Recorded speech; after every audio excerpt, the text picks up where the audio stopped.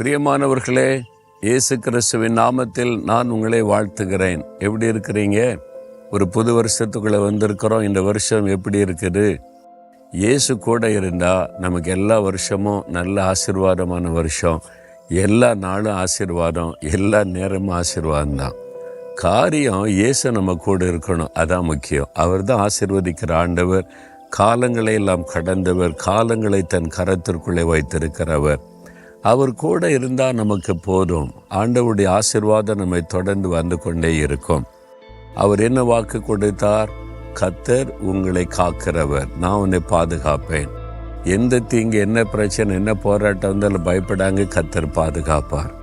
அதுக்கிட்ட இந்த இடம் ரொம்ப அழகாக இருக்க, மலை பகுதியெல்லாம் இருக்குது அப்படின்னு பார்க்குறீங்களா? ஆண்டவர் நமக்கு தந்திருக்கிற ஜெபமலையின் ஒரு பகுதி இது.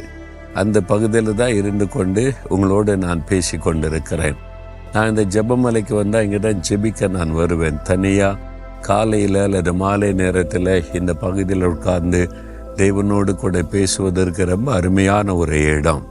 நீங்களும் கூட வரலாம். இங்கே தங்கியிருந்தால் அந்த மலை பகுதியிலெல்லாம் போய் தனிமையாக நம்ம ஜெபம் பண்ணலாம். சரி, ஆண்டவர் என்ன வாக்கு கொடுத்திருக்கிறார்?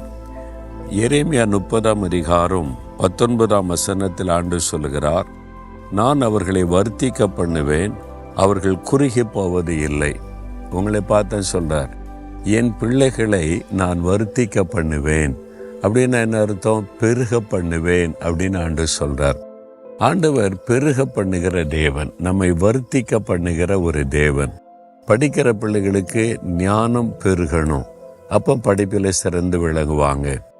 நம்ம சந்தோஷமா இருக்கணும்னா நம்முடைய ஆரோக்கியம் பெருகணும், அப்போ நம்ம மகிழ்ச்சியா பலனோட நம்ம வாழ முடியும். நம்ம கையிட்டு ஒரு பிஸ்னஸ் செய்தால் வியாபாரம் பெருகணும், அப்போ தான் செழிப்பு நன்மை பார்க்க முடியும். அதே மாதிரி ஊழியம் செய்தால் ஊழியத்தில் பெருகணும். யோபு 1ஆம் அதிகாரம் 10ஆம் வசனம் வாசித்தால், யோபுவை கர்த்தர் ஆசீர்வதித்து அவனுடைய சம்பத்தை தேசத்திலே பெருக பண்ணினார் என்று நம்ம வாசிக்கிறோம். அவர் பெருக பண்ணுகிற தேவன். இந்த வருஷத்தில் கர்த்தர் உங்களை ஆசீர்வதித்து பெருக பண்ணுவார். வியாபாரத்திலே பெருகுவீங்க, வேலையிலே உங்களுடைய வருமானத்திலே பெருக்கத்தை காண்பீங்க, உங்களுடைய பிள்ளைகளுடைய வாழ்க்கையிலே ஞானம், சுகம், பலன் பெருகும், உங்களுடைய ஊழியத்தில் ஆத்துமாக்கள் பெருகும், ஆசீர்வாதம் பெருகும். ஆண்டவர் பெருக்கத்தின் ஆண்டாக இந்த ஆண்டை ஆசீர்வதித்து தருகிறார். ஏன்னா அவர் கூட இருக்கிற துணை நின்று உங்களை பாதுகாப்புன்னு சொல்றார்ல. வெறுமனை பாதுகாப்புற மாத்திரவில் ஆசீர்வதிக்கிற தேவன், பெருக பண்ணுகிற தேவன். உங்களை பெருக பண்ணி ஆண்டவர் மகிழ பண்ணுவார். நான் அதை பார்த்திருக்கிறேன்.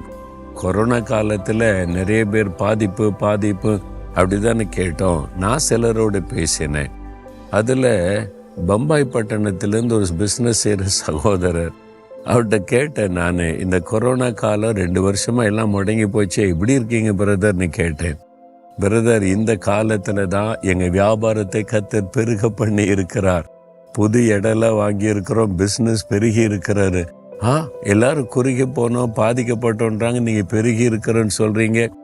ஆண்டவர் நம்ம கூட இருந்த பெருகத்தானே பண்ணுவார், நீ மகிழ்ச்சியோடு சொன்னார். அதே மாதிரி ஆந்திராவில் இருக்கிற பிஸ்னஸ் செய்கிற சகோதரோடு பேசினேன், எப்படி இருக்கீங்க, பிஸ்னஸ் இங்கெல்லாம் க்ளோஸ் பண்ணி கிடக்கிற எப்படின்னு கேட்டா, ஆண்டவர் பெருக பண்ணிட்டாரு. இப்போ புது ஆட்கள் எடுத்திருக்கிறோம், பிஸ்னஸுக்காக புது வாகனம் வாங்கி இருக்கிறோம், பெருக பண்ணி இருக்கிறார். இதுதான் கர்த்தர் கொடுக்கிற ஆசீர்வாதம். சூழ்நிலைகளை பார்க்காதங்க, பொருளாதார பாதிப்புகளை பார்க்காதங்க, அந்த காரியம் இந்த காரியம் உலக மக்கள் என்ன வேணாலும் சொல்லட்டும், நம்ம கூட இருக்கிற ஆண்டவர் பெருக பண்ணுகிற தேவன். நான் அவளை வர்த்திக்க பண்ணுவேன். உங்களை பார்த்து சொல்றார், என் மகனே, என் மகளே, நீ கைட்டு செய்கிறதை பெருக பண்ணுவேன், வர்த்திக்க பண்ணுவேன்னு கர்த்தர் சொல்லுகிறார்.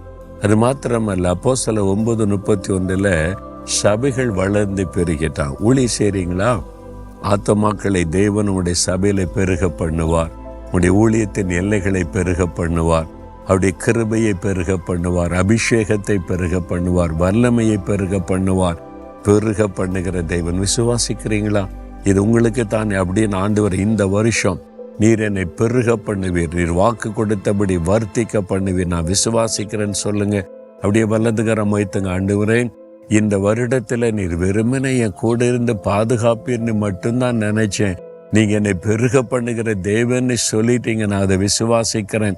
பெருக பண்ணுங்க, பெருக பண்ணுங்க. நான் கைட்டு செய்கிறதை பெருக பண்ணுங்க, வர்த்திக்க பண்ணுங்க. உங்களுடைய வாக்குத்தத்தம் என் குடும்பத்தில், என் பிஸ்னஸில், வேலையில், பிள்ளைகள் காரியத்தில், ஊழியத்தில் நிறைவேறட்டும் இயேசுவின் நாமத்தில். ஆமேன், ஆமேன்.